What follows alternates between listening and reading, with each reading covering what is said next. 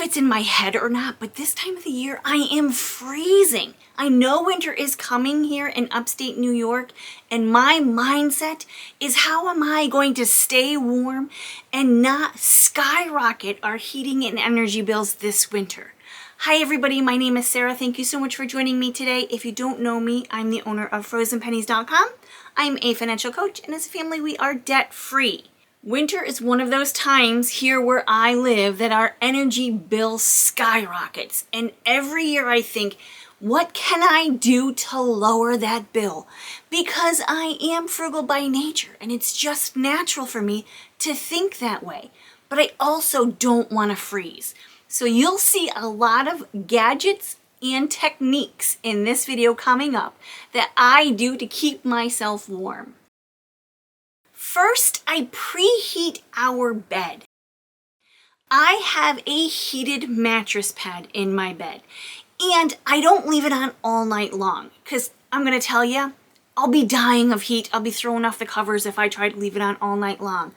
So I like to just preheat it. I'll set it for an hour and I'll get into bed during that time, and it'll be super cozy by the time I fall asleep, and then it just automatically shuts off. I remember when I got my first electric blanket.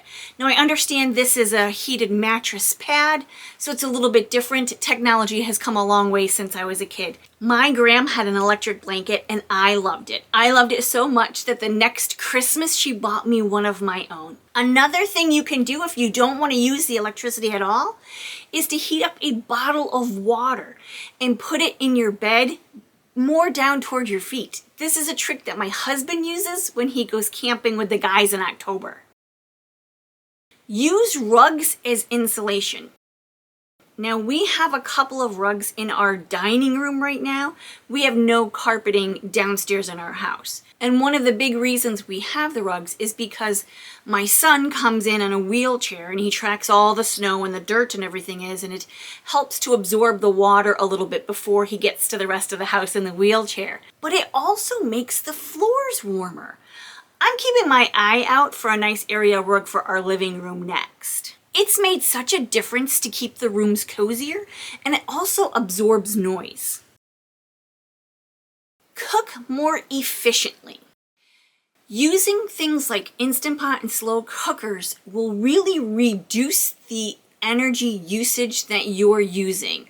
Those things are extremely energy efficient. The Instant Pot, much more energy efficient than any appliance you could possibly find. Also, my mom used to do the baking in the winter time in the morning to heat up the house. So if you want to do anything that you're going to use your oven for, do it in the morning and pack it full of wonderful, yummy goodness. That way you can cook it all at once and you can heat up the house and make that a little bit cozier too. If you leave the house in the morning and you have a busy day, the slow cooker, that crock pot, is always the answer to a hot dinner when you get home. And it is soup season. So throw a whole bunch of stuff in that slow cooker, put it on low, and let it go. Hand warmers and heating pads. Hand warmers and heating pads. I know the heating pad uses electricity, but we're not talking about a long period of time here. My mother-in-law got us these shoulder heating pads one year for Christmas. We all got one. I like to use mine on the floor in my office to warm up my feet when they get chilly. It's a fantastic use for one of those things because I wouldn't use it for my shoulders, but it works great for my feet. You can also buy the disposable type hand warmers, the one-time use hand warmers that like snap and heat up. You can use those for your hands or inside of your slippers as well, but they're disposable. I found something on the internet that is fantastic. They are USB rechargeable hand warmers. There's two of them. You can put them together and hold them in your hands, or you can hold each one in each hand. And they're rechargeable. So you're using the electricity anyway while you're working on your computer, you might as well recharge your hand warmers. My office is a little bit chilly. We don't turn on the heat at all upstairs. Heat rises, the upstairs is very, very well insulated, so it doesn't really need the heat. We like the air cool when we sleep, so we just don't use the heat. The problem with that is my office is upstairs. Thankfully, my office is pretty small. So I've got things like that heating pad up there. I also have a small heater if I need it. Those rechargeable hand warmers come in handy up there. I wonder if they make a rechargeable hand warming mouse for the computer. I have a pair of microwavable slippers that my bestie gave me years ago. The inserts into the slippers you take out and throw them in the microwave and they heat up. They're like a little booty and they are super cozy. As a matter of fact, they're even better than using that heating pad for my feet. Why didn't I think of that? Slippers in general are a great way to keep your feet warm, especially if you have, like we do downstairs, the hardwood floors that get pretty chilly in the winter. So even if you don't have the slippers that I was talking about that you could throw in the microwave, any slippers will do. As always, I'm going to make sure I leave a link to everything that I'm talking about today in the description below. So if you are looking for any of these things, that's the place to find them. Dress in layers. This is an absolute must for me. I have some really nice Cuddle Duds thermal underclothes that are nylon. They're not like those old-fashioned waffle type fabrics, which are fantastic too, but these are a thinner, lighter weight, less bulky item. And then I will put on a fleece sweater or jacket or sweatshirt.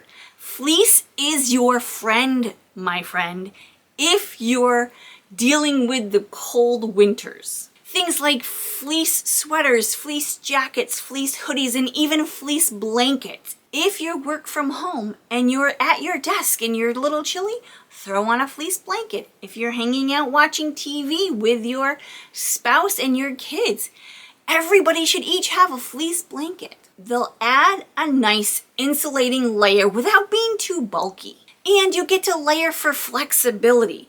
This time of the year, a lot of times, I think it's going to be 72 degrees tomorrow. But it's very chilly in the morning. So if you start with layers, you have the flexibility of taking things off as the weather gets warmer and then putting things back on as it starts to get cooler. Living here in the cold climate, I learned very quickly at a very young age the joys of layering. For me, my go-tos are that thermal undershirt by Cuddle Duds and then a fleece sweater jacket type throw over that. And then I have these fleece leggings that are really, really warm and cozy.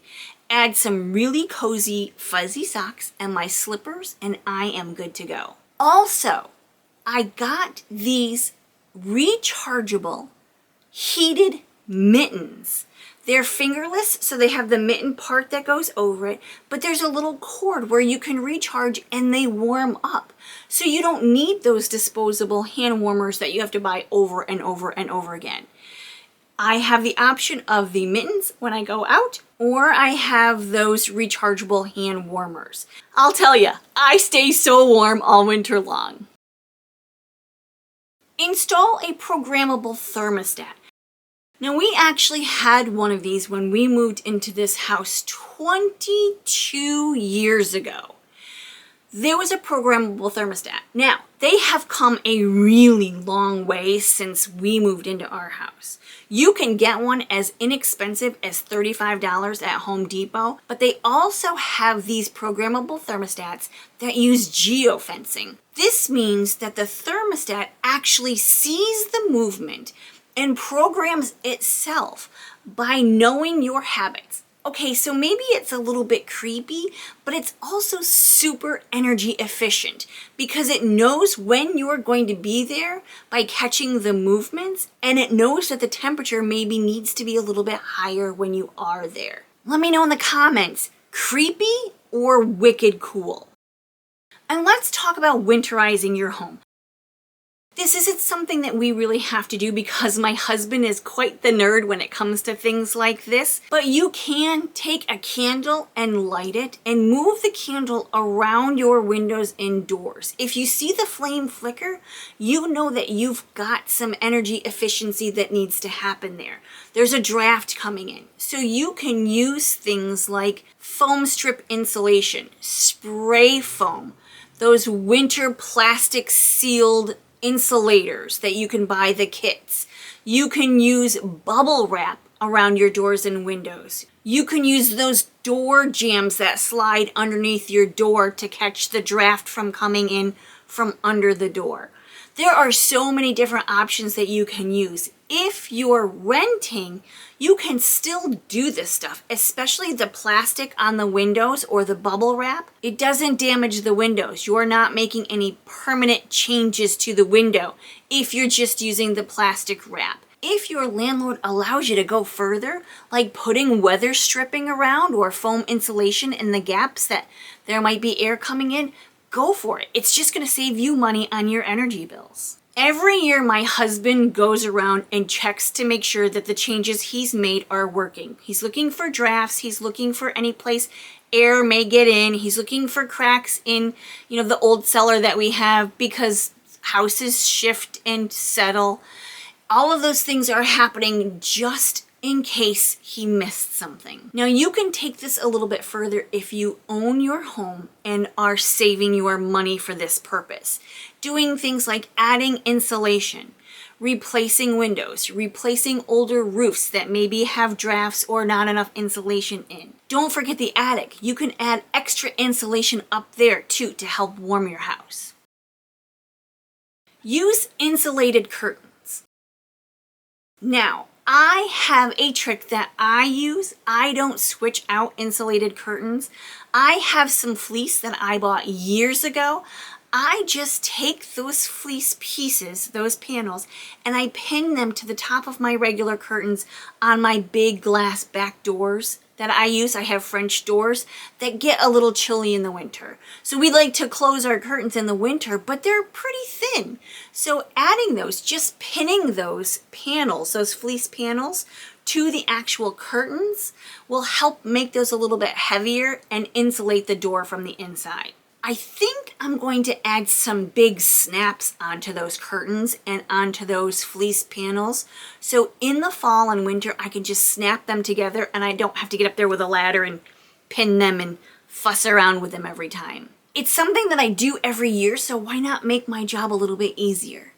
Take advantage of low electricity rates at night. My husband and I had a disagreement about this because he did not think our electric company offered off-peak hours. Now, I did some research and I talked to them and they said yes, their off-peak hours were 11 p.m. to 7 a.m., which means if you're using electricity between those times, you're getting a lower electricity rate during those times. My husband still doesn't quite believe it because he doesn't know how they monitor. There's no clock on that meter. How do they do it? If you know how they do it, how they monitor when peak and off-peak hours are on the meter, let me know so I can pass the information on. If you have a timer on your washer or your dishwasher, you can easily set that to run during those off-peak hours. It's going to save you a little bit of energy usage and in return save you a little bit of money. Some of these things are super easy things to swap out between the seasons. You can swap out your regular curtains for heavier curtains. You can swap out your lightweight slippers for cozier, fleecier, warmer slippers. There are so many things that you can swap out to save money as well. And if you're looking for more of these swaps, check out this video next.